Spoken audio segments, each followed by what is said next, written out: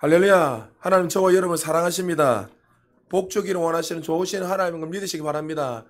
하나님이 얼마나 위대하시고 크신 분인고 또 우리가 얼마나 풍성한 은혜를 주시는지 그것을 믿고 깨닫는 순간 그 인생은 새로운 문이 열린다는 거죠. 그 인생은 하나님을 아는 만큼 그의 삶을 살아가게 돼 있고 또 그 하나님이 누구신지 분명히 믿고 살아갈 때에 그의 삶 속에는 하나님께 주시는 그 풍성한 은혜들이 날마다 흘러 넘친다는 거죠. 그래서 우리의 삶에 늘 기억해야 될 것은 하나님이 주신 그 축복을 잊어버리지 말고 늘 창세기부터 계시록의 말씀을 읽으면서 하나님이 어떤 일을 행하셨는지 또 나에게 어떤 은혜를 부으셨는지 그 말씀을 통해서 믿고 걸어가기만 하면 여러분의 삶 속은 결단코 실패가 아니라 그 실패조차도 무너짐이 아니라 정말 그 복의 통로가 되고 영광에서 더 큰 영 올라간다는 사실을 믿으시기 바랍니다. 오늘 벼랑 끝에서 기도한 요나라는 제목을 가지고 말씀을 전가하려고 합니다.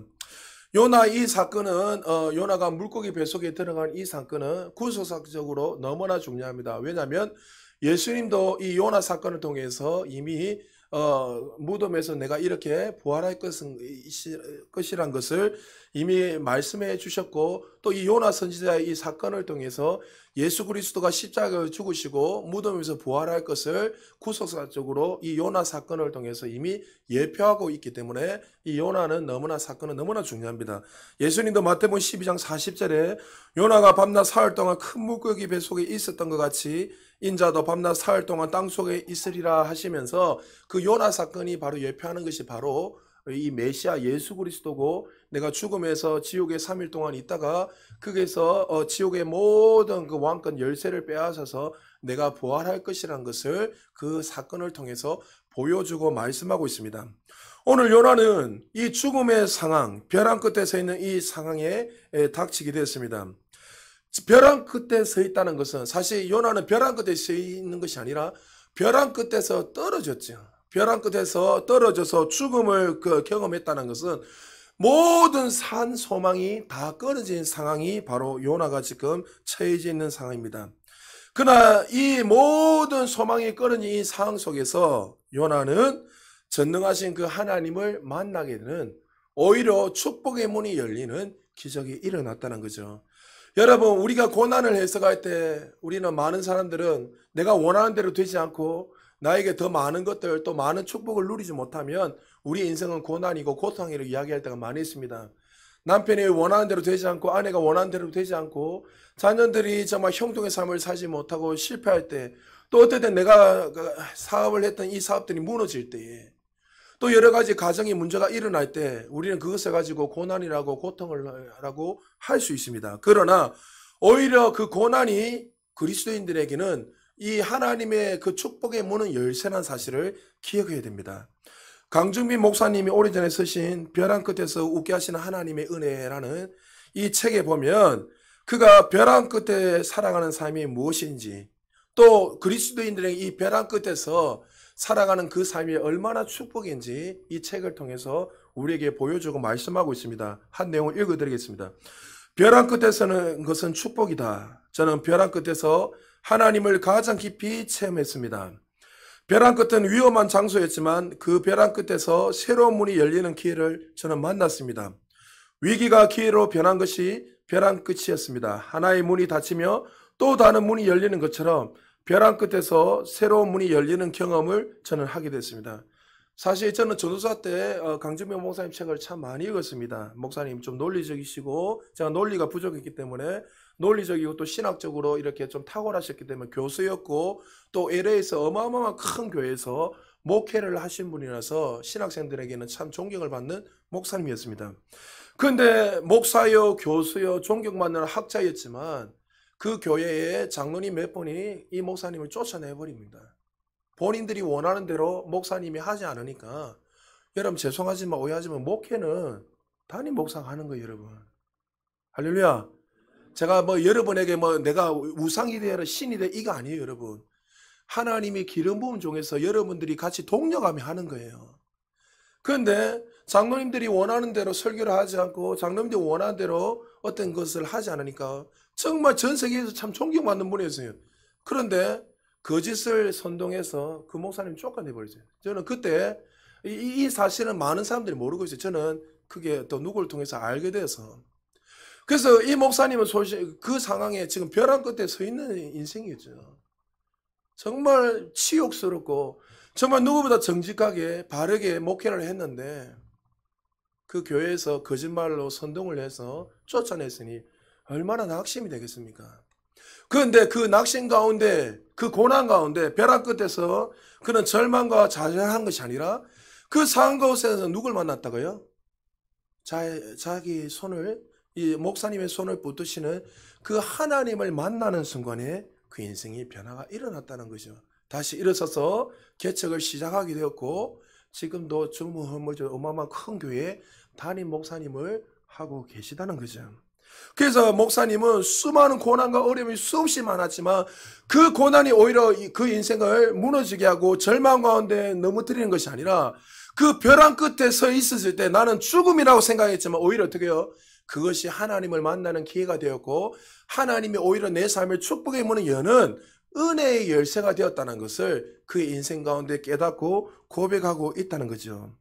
인생을 살아가다 보면 내 마음대로 되지 않고 벼랑 끝에 서 있을 때가 많이 있습니다. 그러나 이 벼랑 끝에서 우리가 누구를 바라보느냐 또 누구를 믿고 살아가냐에 따라서 그 인생의 결정이 난다는 거죠.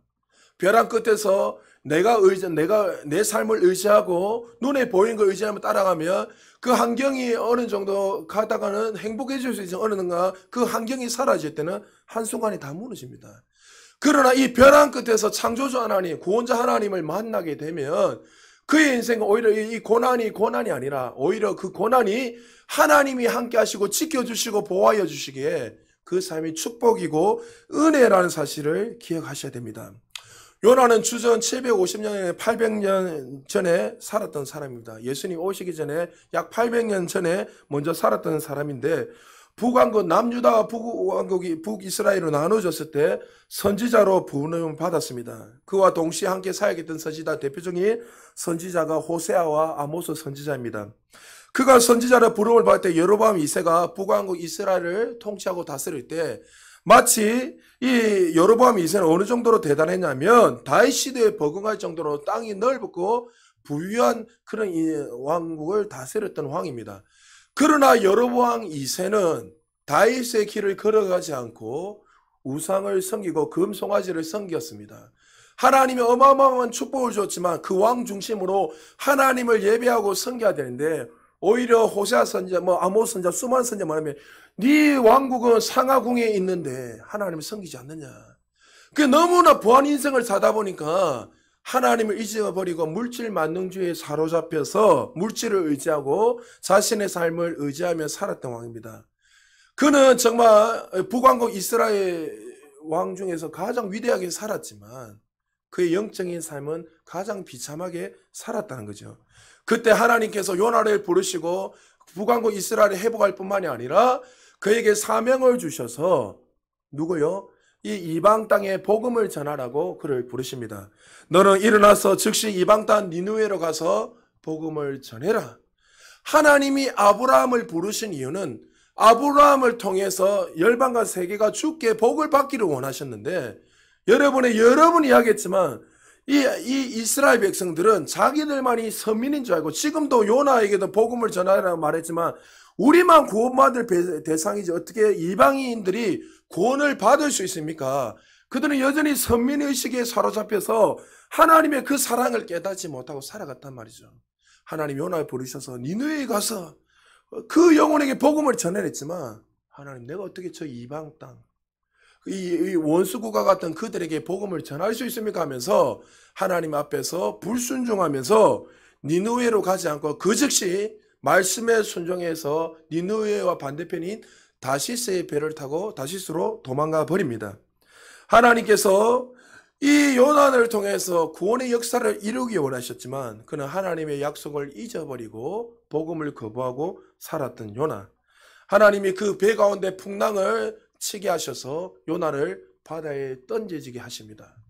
바다에 던져졌을 때 그는 죽었다 생각했지만 하나님께서 큰 물고기, 여러분 자꾸 고래라고 이야기하는데 성경에서 큰 물고기라면 큰 물고기예요. 고래라는 말이 없는데 자꾸 고래라고 이야기하면 안 됩니다. 성경을 그대로 원해도 큰 물고기라 되어 있어요. 그러니까 그 큰 물고기를 예배해 주셔서 요나를 삼켜버립니다. 이제 그는 절망 가운데 고통 가운데 3일 주야 밤낮으로 그 물고기 배 속에서 고난을 당하고 있습니다. 그러나 하나님은 그를 실어버리지 않으시고 그 가운데서 그를 회복시켜 주셔서 다시 한 번 더 사명을 주셔서 그 주어진 사명을 감당할 수 있도록 은혜를 허락하여 주셨습니다. 오늘 요나의 기도에 들어가기 전에 이 스토리를 보면 우리 하나님이 얼마나 사랑이 넘치는 하나님인 것을 우리는 알 수 있어요. 이 하나님이 있기에 우리가 7번, 8번 넘어져도 9번, 10번 일어설 수 있는 근거가 여기 있는 거예요. 하나님의 사명을 다 던져버리고 그는 도망갔지만 하나님은 요나를 버리지 않으시고 그를 어떻게 해요? 그를 비록 큰 물고기 준비하셔서 삼켰지만 그 가운데서 그를 회개하게 하시고 또 사명을 깨닫게 하여 주셔서 회복시켜 주셔서 다시 한 번 더 하나님의 그 구원의 역사를 이루게 하신 그 하나님, 그 좋으신 하나님이 우리가 믿는 하나님 것을 믿으시기 바랍니다. 하나님이 우리를 불러주셨다면 하나님 반드시 그 사명을 이루시게 하시는 거예요. 우리의 능력, 우리 열심 아니에요. 우리가 열심히 주님을 살아가면 참 귀하지요. 그러나 그 열심이 그 능력으로 되는 것이 아니라 하나님의 전적인 사랑과 은혜로 모든 것이 된다는 거예요. 여러분, 우리 교회도 항상 기억해야 될 것은 부흥하면 내가 열심히 노력해야 되고 내가 더 많이 기도하면 이 필요하지요. 우리가 협력해서 선을 이루고 주님 앞에 엎드려 기도하며 은혜를 구하는 것. 그러나 우리의 열심과 노력으로 구원이 이루어진 것이 아니라 우리 교회는 주인 되신 그 예수 그리스도, 다시 말해서 하나님의 은혜가 부어질 때 부흥이 일어나는 거예요. 할렐루야. 그 은혜가 부어질 때 열심히 생기는 것이고 그 은혜가 부어질 때 헌신이 생기는 것이고 그 은혜가 부어질 때 사랑으로 감사함으로 섬기게 되는 거예요. 그래서 은혜가 임하면요 하지 말아도 와서 섬기고 여러분 신게 돼 있는 거예요. 여러분 하나님 은혜가 우리 안에 충만히 나타나기를 주의를 축복합니다. 물고기 뱃속에 들어간 요나가 그 벼랑 끝에서 할 수 있는 것은 절대자 하나님 앞에 기도할 수밖에 없었습니다. 모든 것이 끊어지고 아무것도 할 수 없는 상황 가운데서 기도할 수 있는 것, 이것도 하나님의 은혜입니다. 우리가 아무것도 할 수 없을 때 기도밖에 할 수 없는 것이 얼마나 큰 축복이고 은혜인 것을 기억해야 됩니다. 우리가 주님께 모든 것을 맡기고 전심으로 나아가 기도하는 시간이 사실 현대사에 참 어렵습니다. 왜요? 너무나 많이 분주합니다. 많은 사람들이 이제 평일 나와서 기도해라면 기도하지 않으려고 합니다. 여러분 엎드려 기도합시다 하면 바쁘다는 핑계로 기도를 놓쳐버리고 너무나 분주하고 바쁩니다. 학생들 이제 만나기가 너무나 힘듭니다. 여러분 사실 더 평일날에 여러분의 성경 공부도 계속 가르쳐 싶지만 평일 오라면 바쁘니까 오지 않은 거예요. 뭐 밥도 차려야 되고 또 데이트도 해야 되고 또 내 나름대로 또 집에 와서 쉬어야 되고 하니까 이 핑계 저 핑계 대다 보면 이제 너무나 분주하고 바쁘다 보니까 기도할 시간도 없고 또 나와서 성경 공부할 시간도 없다고 현대의 많은 사람들이 그렇게 이야기합니다. 너무나 건강해서 건강을 위해서 기도하지 않는 사람들, 가진 것이 너무나 많아서 불편함이 없어서 기도를 잃어버린 사람들, 우리가 정말 하나님 앞에서 절박한 심령으로 기도하며 또 그 마음으로 나아가기 위해서 얼마나 많은 장애물들이 우리의 삶에 있는지 모른다는 거죠. 지금 요나와 같이 벼랑 끝에서 떨어져 아무것도 할 수 없는 인생이 혹시 있으십니까? 꼭 기억하시기 바랍니다. 하나님이 이곳까지 나를 인도하셨다면 하나님이 그를 통해서 하실 일이 있다는 거죠. 이 고난을 우리에게 허락하셨다면 이 고난을 통해서 우리에게 더 은혜들을 주시는 하나님의 그 목적과 계획이 있다는 거죠. 혹시 여러분한테 칠흑과 같은 깊은 밤을 보내고 보이지 않는 이 터널, 어두운 터널을 지금 헤매고 있는 분들이 계십니까? 하나님 만약에 그 고난을 허락하셨다면 그 고난을 통해서 반드시 우리에게 영광스러운 삶을 허락해 주시는 뜻이 있다는 사실을 믿으시기 바랍니다. 오늘 벼랑 끝에서 떨어져 있는 이 요나가 어떠한 기도를 했는지 다시 한번 더 우리가 말씀을 통해서 세 가지로 은혜를 받으려고 합니다. 먼저 첫 번째요. 요나는 절망 속에서 하나님이 하나님됨을 인정하며 기도했습니다. 많은 사람들은 어려운 상황을 겪거나 고난에 처하게 되면 이렇게 질문합니다. 하나님 살아계십니까? 하나님이 사랑이라고 하셨는데 왜 사랑하는 자녀들에게 이 고난을 허락하십니까? 왜 많고 많은 사람 누구보다 내가 열심히 주님을 섬기고 사랑하고 살아가고 있는데 왜 저 사람은 딩간딩간 놀고 엉뚱한 짓 하는데 저 사람에게는 고난을 오히려 고난을 주시지 않고 오히려 하나님이 더 승승장구되는 처럼 보여주시고 왜 나는 누구보다 열심히 신고 섬기고 살아가는데 저에게는 이 고난을 허락하십니까? 우리는 이렇게 하나님을 원망하고 불평할 때가 얼마나 많이인지 모릅니다. 그러나 요나는 이 상황 가운데서 그 상황을 보고 하나님을 원망하고 불평한 것이 아니라 정말 이 고난을 허락하셨다면 허락하신 이유가 무엇인지 그는 알기를 원했습니다. 다시 말해서 하나님이 이 고난을 허락했다면 반드시 이 고난조차도 하나님께서 이것을 통해서 나에게 영광을 받으실 것을 그는 믿었고 깨달았습니다. 그래서 요나는 오늘 본문에 보니까 하나님께 기도하여라는 이 내용에 보면 원문에 보면 미완료형으로 되어 있습니다. 미완료형이 뭡니까? 그는 지속적으로 계속 하나님께 구했다는 거예요. 하나님을 계속 바라보고 이것이 이 모든 문제가 내가 불순종해서 오고 뭐 여러 가지 있겠지만 이 근본적으로 이 고난의 뒤편에 누가 있다는 거예요? 하나님이 허락하셨다는 거예요. 그래서 한 번 하고 두 번 하고 끝난 것이 아니라 계속 하나님을 바라보면서 하나님 앞에 간구했다는 거죠. 이 상황을 바꿀 수 있는 분은 누구밖에 없다는 거예요. 전능하신 하나님밖에 없다는 것을 그는 믿었고 그분을 의지하며 기도했습니다. 2절에 구체적으로 이렇게 기도하고 있습니다. 2절 같이 한번 읽어볼까요? 시작. 이르되 내가 받는 고난으로 말미암아 여호와께 불러 아뢰었더니 주께서 내게 대답하셨고 내가 수울의 뱃속에서 부르짖었더니 주께서 내 음성을 들으셨나이다. 요나는 고난 가운데 하나님께 원망하고 불평한 것이 아니라 그 즉시 기도했습니다. 기도했을 때 하나님이 수올은 지옥이잖아요. 지옥에서 나의 기도를 듣고 계셨다라고 고백하고 있습니다. 요나는 이 고난이 하나님이 허락하신 것을 인정하며 하나님을 바라보며 의지하며 기도했다는 거죠. 우리가 어떤 고난이 왔을 때 누구를 바라보느냐에 따라서 고난의 해석이 달라지는 거예요. 여러분 요나 1장과 2장의 요나의 모습 너무나 다릅니다. 1장은 하나님이 말씀이 임할 때 그 즉시 불순종하고 다시스로 도망갔습니다. 하나님의 낯빛을 피하고 도망갔습니다. 그러나 2장에 보면 물고기 뱃속에서 그 처참한 죽음의 상황 속에서 자신의 영혼의 상태를 보게 되었고 또 나의 불순종으로 말미암아 참 하나님의 뜻대로 순종하며 살아 이 선지자가 오히려 하나님의 말씀에 불순종하고 무시하고 자신의 속여낸 대로 살았던 자신의 모습을 보게 되면서 정말 그 죽음 앞에서 하나님 앞에 원망하고 불평한 것이 아니라 낙심한 것이 아니라 오히려 이 고난이 내 자신을 보게 되고 다시 한 번 더 하나님 주신 그 은혜를 부어준다는 사실을 깨닫게 됐다는 거예요. 그래서 이 모든 문제를 해결할 분도 누구밖에 없다는 거예요. 하나님이라는 것을 알고 그는 하나님을 하나님 되심을 알고 믿고 바라보며 기도했다는 거죠. 말씀해 보면 이런 처참한 상황 가운데 믿음으로 나아갔던 수많은 믿음의 선배들이 있습니다. 엘리야는 하늘에 불을 떨어뜨리고 그는 정말 이제 그 이스라엘의 부흥의 역사가 일어날 줄 알았는데 이세벨이 너를 죽여버리겠다 했대. 그는 오히려 어떻게 해요? 로젠나무에서 죽기를 강구했습니다.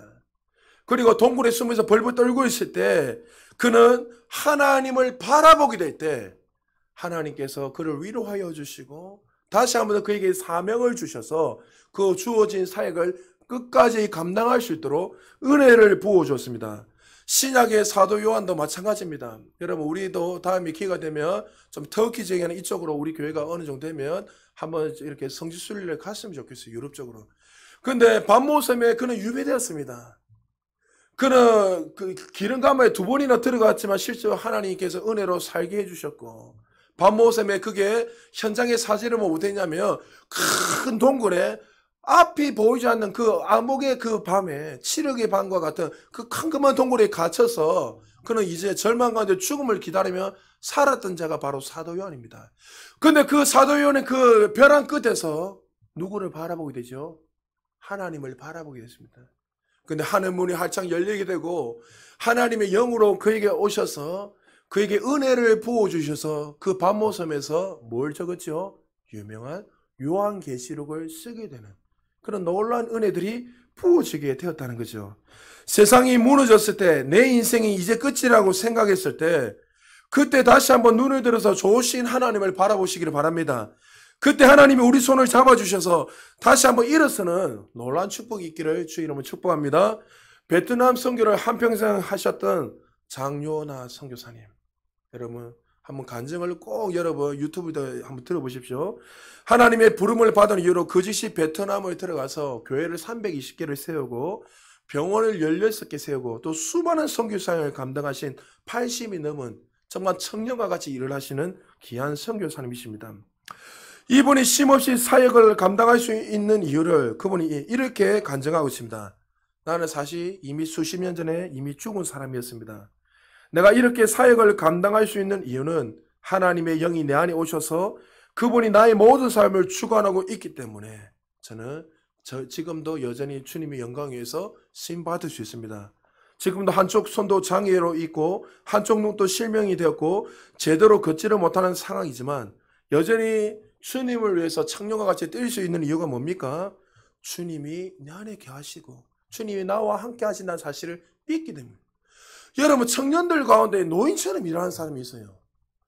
몸은 청년인데 하는 모습을 보면 먼저 인생을 다 끝난 사람처럼 그냥 인생의 마지막처럼 살아가는 사람이 있어요. 반대로 나이는 80이고 90이고 이제 항운을 접어서 인생의 말미를 달려가고 있는데 오히려 그 삶을 보면은 여전히 청년과 같이 요사와 같이 갈래같이 살아가는 사람이 있다는 거죠.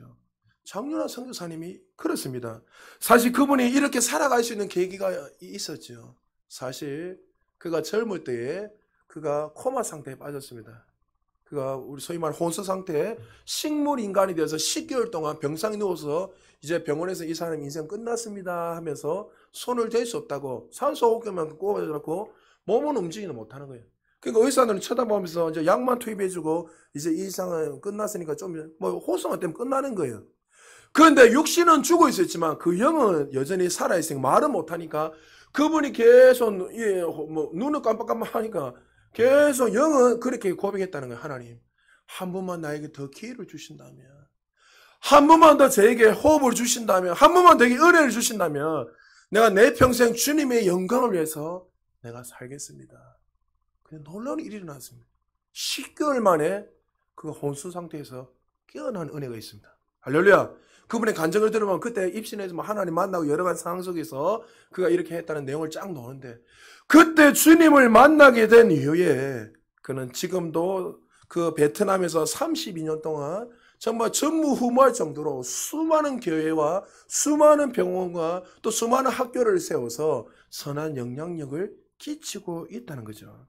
벼랑 끝에서 환경에 머물되어 좌절한 인생이 아니라 벼랑 끝에서 하나님의 손을 잡았을 때 무릎 꿇고 간절히 기도했을 때 하나님이 우리를 일으키시고 새로운 역사의 주인공으로 우리를 세워준다는 사실을 믿으시기 바랍니다. 2장 3절에 이렇게 말씀하고 있습니다. 우리 같이 한번 읽어볼까요? 시작. 주께서 나를 깊은 속 바다 가운데 던지셨으므로 큰 물이 나를 둘렀고 주의 파도와 큰 물결이 다 내 위에 넘쳤나이다. 요나는 본인이 왜 바닷속에 던져지고 물고기 뱃속에 들어와 있는지 분명히 알았습니다. 하나님이 하셨다는 사실을 그는 알았습니다. 그러나 그 상황 가운데서도 어떻게 해요? 요나는 낙심하고 좌절한 것이 아니라 어떻게 해요? 하나님을 향한 절대적인 믿음, 기도가 있었습니다. 어떤 상황 속에서도 하나님 반드시 나를 선한 길로 인도하시고 또 여전히 나와 함께 하신다는 그 약속의 말씀을 그는 믿었기에 그 상황 가운데 원망하고 불평한 것이 아니라 구원해달라는 그 소리가 아니라 오히려 그 고난을 통해서 나를 회복시키시고 하나님 다시 일으켜 세워주셔서 또 나를 더 좋은 길로 인도하실 그 좋으신 하나님을 알고 믿었기에 그 상황 가운데 그는 감사함으로 걸어갈 수 있는 시편 기자가 시편 117편 79절에 이 고난이 오히려 나에게 유익이라. 이 고난 때문에 내가 하나님의 율례를 법도를 배웠습니다.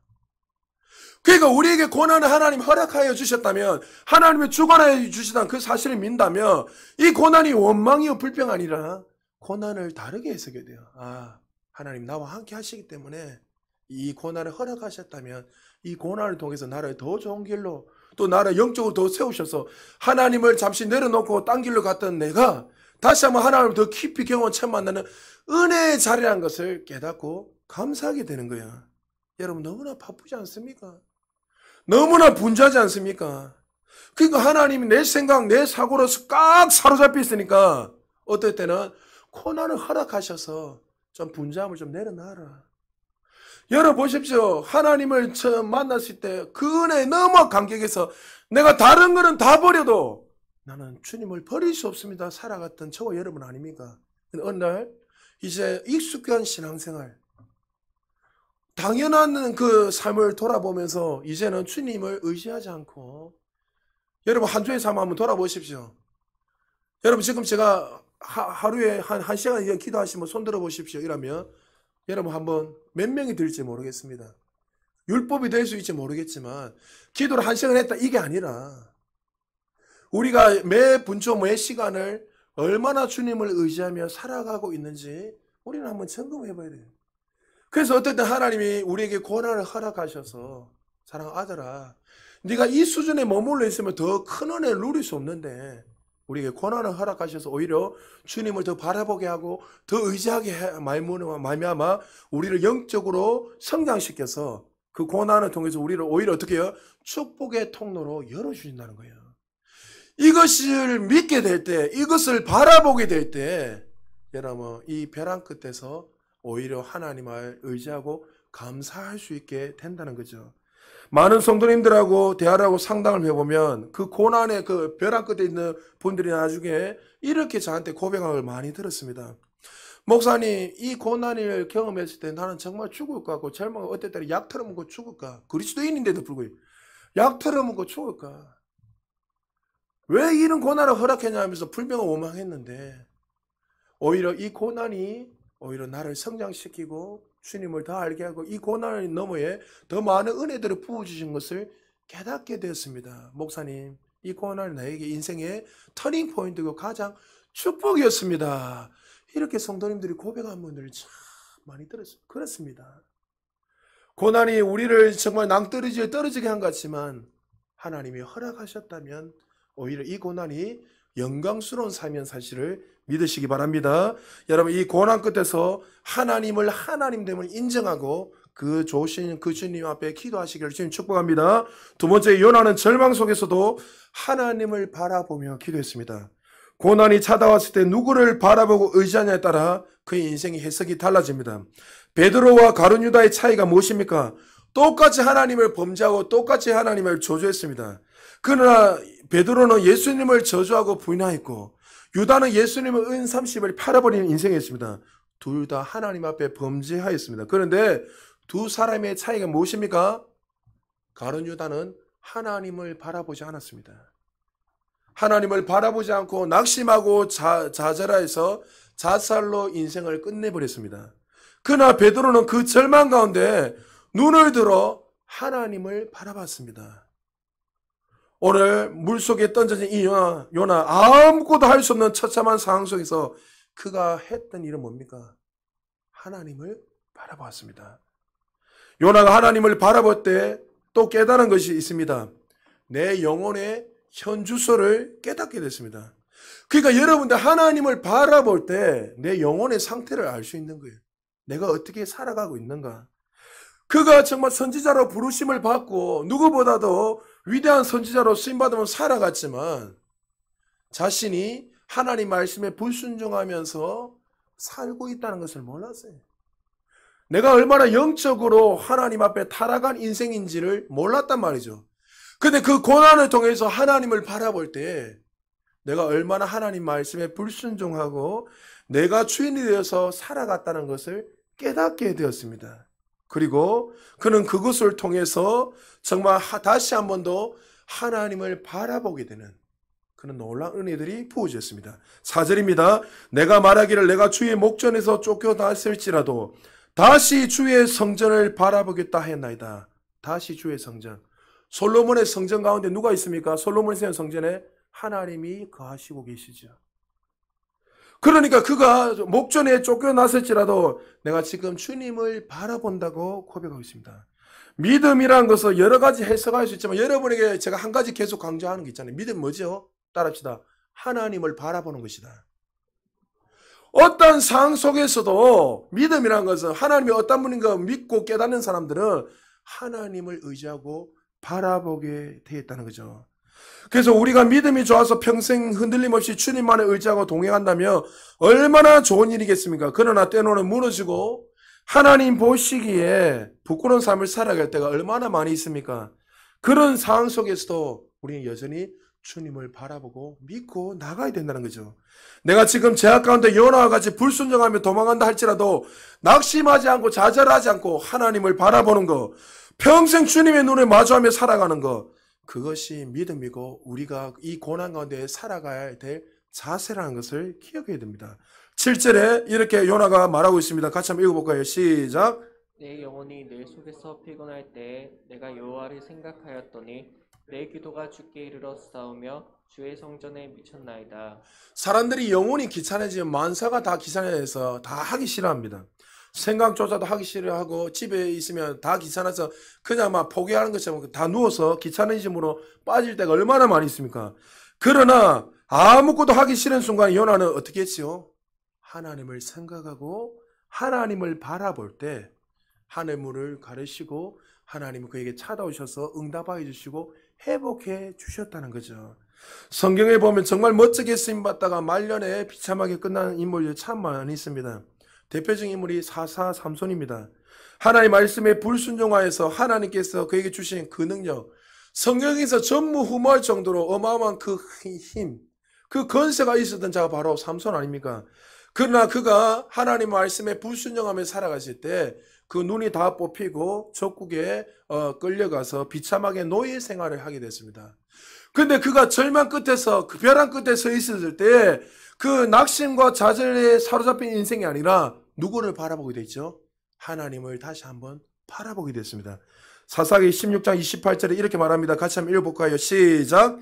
삼손이 여호와께 부르짖어 이르되 주 여호와여 구하옵나니 나를 생각하옵소서. 하나님이여 구하옵나니 이번만 나를 강하게 하사 나의 두 눈을 뺀 블레셋 사람에게 원수를 단번에 갚게 하옵소서 하고. 하나님 다시 한번 나에게 주신 그 능력, 그 힘을 부어 주옵소서.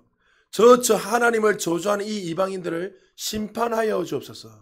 그 절망 가운데 낙심하고 죽기를 간구한 것이 아니라 하나님을 바라볼 때 하늘 문이 다시 한번 열리고 하나님의 권능이 그에게 임하게 됐습니다.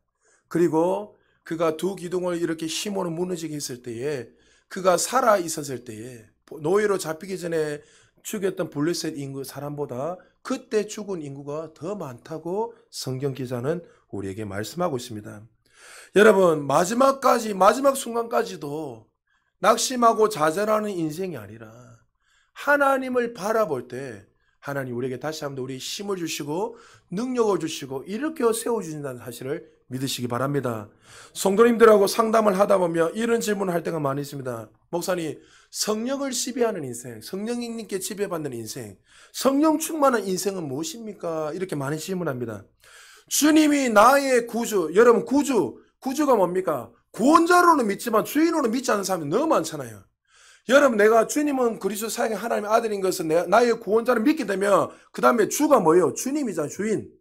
주 하나님이 나의 주님 되십니다. 믿고 내 자아는 다 죽고 주님의 말씀에 순종하여 살아가는 것, 그것이 하나님을 나의 구주로 모시는 거예요.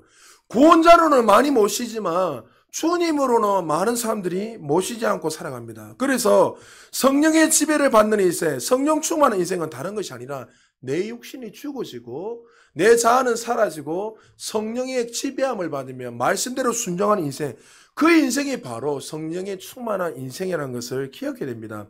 감리교는 이렇게 이야기합니다. 웨슬리는 이 땅에 살아갈 때 우리는 100% 성화의 삶을 살 수 있다는 거예요. 우리 열심히 노력하고 우리가 힘을 내서 말씀을 끝까지 지키면 우리는 이 땅에서 성화 거룩한 자로서 살아간다는 거예요. 100%. 여러분 우리가 100% 거룩한 삶 살 수 있습니까? 그런데 우리 교단, 칼빈주의, 장로교는 그럴 수 없다는 거죠. 우리가 예수 그리스도를 내 구세주로 믿으면 여러분 영이 거듭납니까? 육신이 거듭납니까? 영이 거듭나요. 맞죠? 거듭나게 하는 것도 누가 거듭나게 하는 거죠? 내가 믿음으로 거듭나는 거예요. 아니면 성령 죽었던 영에 우리 성령께서 오셔서 죽은 영을 살려주심으로 하면 내가 믿게 된 겁니까? 후자죠. 그러니까 그 믿음조차도 하나님 주신 거예요. 선택하여 주셔서. 그럼 어떻습니까? 내 영은 거듭났지만 우리의 육신은 끊임없이 번제하면서 어떻게 해요? 거룩한 성화가 되는 것이 아니라 그렇게 예수님을 닮아가면서 천국에 올라갈 때 성화 영광스러운 삶이 나타나는 거죠. 그래서 성령이 지배받는 인생은 다른 것이 아니라 영은 거듭났지만 끊임없이 사도 바울이 오라 나는 공고한 자로다. 누가 이 사망의 법에서 나를 건져낼까? 그도 거듭나고 정말 주님 위해서 살기로 했지만 여전히 내 안에 두 마음이 있는 거예요. 끊임없이 육신의 생각, 그 제약들, 수많은 자들. 여러분 이런 상황이 있을 때에 우리가 제 몸을 매몰돼서 넘어지느냐 아니면 그때 제약 가운데 있었을 때 여전히 그 제약에서 우리를 건지시고 우리를 치유하시고 회복하시는 그 하나님을 믿고 바라보느냐에 따라서 그의 인생의 해석이 달라진다는 거죠. 요나는 벼랑 끝에서 떨어진 자신의 삶을 보면서 그 상황 속에서 하나님께 살려달라고 기도한 것이 아니라 구원을 위해서 간절히 기도하기 전에 하나님을 바라보게 됐다는 거죠. 오늘 우리가 요나와 같은 상황이 됐을 때 가장 먼저 바라봐야 할 성전이 무엇입니까? 바로 영으로 오신 그 예수 그리스도, 우리의 성전으로 오신 그 예수 그리스도를 바라봐야 돼요. 할렐루야. 여러분이 7번, 8번 넘어졌을 때 그 벼랑 끝에서 마치 요나처럼 벼랑 끝에서 떨어져 죽음을 경험하고 있을 때에 우리가 바라봐야 될 것은 예수 그리스도예요. 우리 안에 성전 삼으시고 우리의 영으로 함께 하시는 그 성령 하나님을 바라보고 의지하게 될 때 그 삶이 다시 손생되고 회복되고 그의 인생이 더 영광이 더 큰 영으로 올라간다는 사실을 믿으시기 바랍니다. 시편 기자가 시편 40편 5절에 그의 인생 가운데 이렇게 고백하고 있습니다. 우리 같이 한번 읽어볼까요? 시작. 내 영혼아 내가 어찌하여 낙심하며 어찌하여 내 속에서 불안해하는가. 너는 하나님께 소망을 두라. 그가 나타나 도우심으로 말미암아 내가 여전히 찬송하리로다. 할렐루야. 인생을 바닥칠 때 꼭 기억하시기 바랍니다. 다시 한번 영의 눈을 열어서 하나님을 바라보고 하나님을 의지함으로 나아가는 저와 여러분 되시기를 주님 축복합니다. 그리고 마지막으로 요나는 절망 속에서 하나님께 감사하며 결단하며 기도했습니다. 오늘 요나의 기도를 통해서 특별한 것이 한 가지 있는데 요나는 절망의 순간에 살려달라고 기도하지 않았습니다.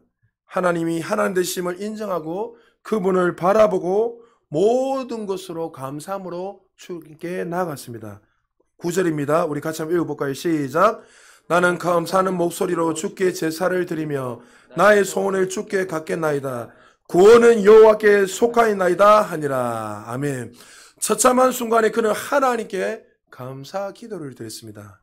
요나의 기도를 통해서 우리가 언제 감사를 하나님께 드려야 할지 잘 보여주고 있습니다. 우리의 기도가 응답돼서 인생이 잘 펼쳐질 때, 좋은 일이 생길 때마다 감사하는 거 다 귀한 일입니다. 하나님의 은혜이기 때문에 그렇습니다. 그러나 정말 우리가 감사해야 할 것은 이런 조건이 아니라 따라합시다. 하나님이 하나님 되시기에 감사해야 된다. 할렐루야. 우리가 믿는 분이 누구시죠? 전지전능하신 하나님이. 그 하나님이 나와 함께 하시기에 조건이 아니라 환경이 아니라 그분이 나의 구원자 되시고 나의 아버지 되시기에 영원히 나와 함께 하시기에 그 하나님 한 분만으로 감사해야 된다는 거예요. 이 진리를 깨닫게 되면 눈에 보이는 환경 때문에 감사가 안 나. 이거는 그냥 보너스 그냥. 이미 우리에게 다 주셨기 때문에 그렇게 하나님을 의지하고 바라보고 걸어가면 그것은 그냥 나타나게 돼 있는 거예요. 물질은 다스리는 거예요. 할렐루야.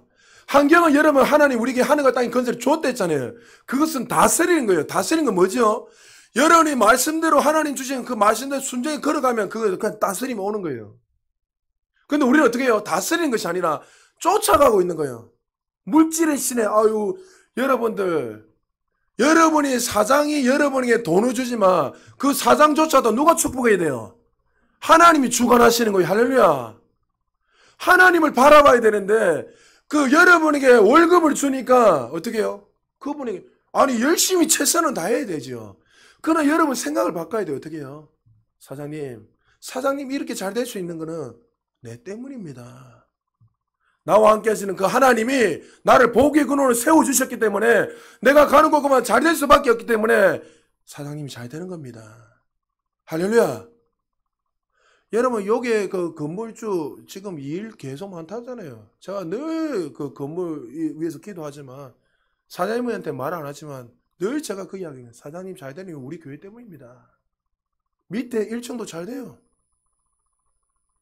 여러분 항상 여러분 사고들을 생각을 바꾸셔야 돼요. 이건 교만이 아니라 하나님은요 예수를 믿는 하나님의 자녀들을 통해서 세상을 다스리시고 변화시키고 계세요.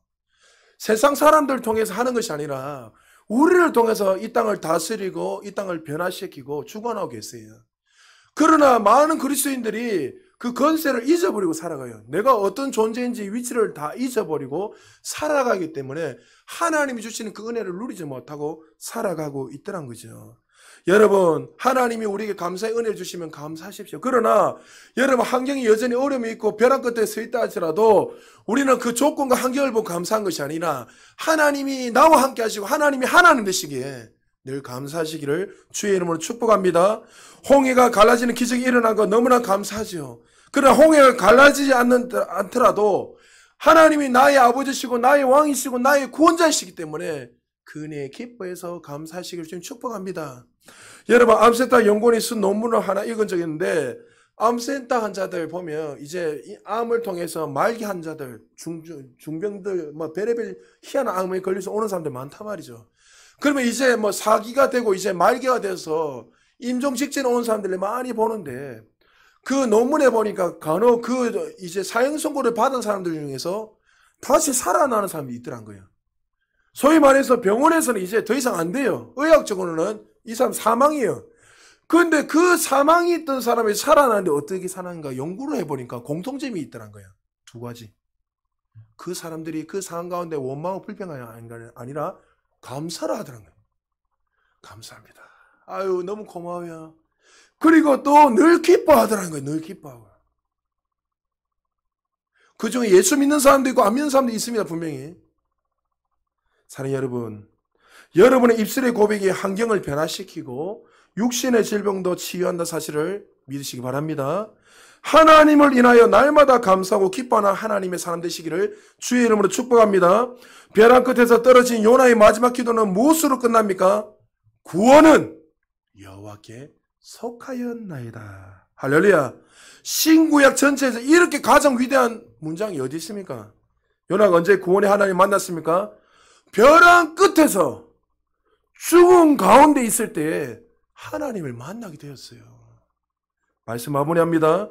오늘 우리는 벼랑 끝에서 떨어진 요나의 기도를 들었습니다. 벼랑 끝에서 자신의 삶을 원망하고 낙심한 인생이 아니라 그 상황 가운데 하나님을 하나님을 인정하고 그 처참한 순간에 내가 바라보야 될 것은 오직 하나님밖에 없다는 것을 알고 하나님만 바라보고 상황에 감사한 것이 아니라 하나님이 하나님 되심을 인정하고 하나님 나의 왕이시고 권장한 것을 인하여 기뻐함으로 말미암아 상황을 본 것이 아니라 감사함으로 나아갔을 때 그의 삶에 하나님의 축복이 부어졌습니다. 어떤 축복이 이루어졌죠? 10절에 보니까 여호와께서 그 물고기에 말씀하시매 요나를 육지에 토하니라. 할렐루야. 죽음의 현장 속에서 주님이 그를 만나주시고 그의 육신도 구원받을 뿐만이 아니라 그 영혼까지도 회복시켜 주셔서 다시 한번 그에게 사명을 주셔서 그를 통해서 니느웨의 성, 무너질 수밖에 없는 죽음, 심판을 받을 수밖에 없는 이 니느웨의 성이 회복되고 구원의 축복이 이루어지는 역사가 일어났습니다. 한 가지 이야기만 한번 마무리할게요. 강준빈 목사님이 아까 말씀드렸던 벼랑 끝에 웃게 하시는 하나님의 은혜라는 그 책에 말미에 보면 그 책에서 목사님이 이렇게 이야기하고 끝냅니다. 그러나 누구나 벼랑 끝에서 그런 경험을 하는 것은 아닙니다. 잘 들으십시오. 벼랑 끝에서 하나님의 은혜를 받아 누린 사람들은 벼랑 끝에서 올바로 반응하는 사람입니다. 벼랑 끝에 섰을 때 원망과 불평으로 반응하지 않고 오히려 감사하고 기뻐하고 믿음으로 나아가고 기도하고 그리고 준비한 반응한 사람들에게는 벼랑 끝이 어떻게 해요? 축복의 장소가 되었다는 거죠. 그러니까 여러분들 이 벼랑 끝에 있을 때 다 이 축복을 누린 것이 아니더란 거죠. 그리스도인조차도 이 축복을 이 벼랑 끝에서 그 더 좋으신 하나님 만난 것이 아니라 더 나락으로 떨어져 있는 반면에 오히려 어떻게 해요? 그 벼랑 끝에서 하나님을 의지하고 바라보고 감사하고 나가는 그 인생 속에는 어떻게 해요? 하나님이 주시는 그 회복과 그 축복의 은혜들이 더 부어지더라는 거죠. 여러분, 혹시 여러분 가운데 요나같이 지금 벼랑 끝에 서 있는 분들이 계십니까? 여러분, 그 상황을 바라보지 말고 오늘 하나님께 주신 이 말씀을 가지고 하나님을 하나님대로 인정하시고 하나님을 바라보시고 조건이 아니라 하나님이 나의 아버지 되신 이유 때문에 늘 감사함으로 나갈 때 여러분 이 벼랑 끝에서 여러분은 오히려 그 축복을 경험하고 웃게 될 것입니다. 그 하나님이 우리 아버지 되세요. 그 좋으신 하나님이 우리와 함께 하시기에 우리는 어떠한 상황 속에서도 늘 웃을 수 있다는 것을 기억하시고 오늘도 그 좋으신 하나님을 붙들고 영광에 더 큰 올라가는 저와 여러분 되시기를 주의 이름으로 축복합니다.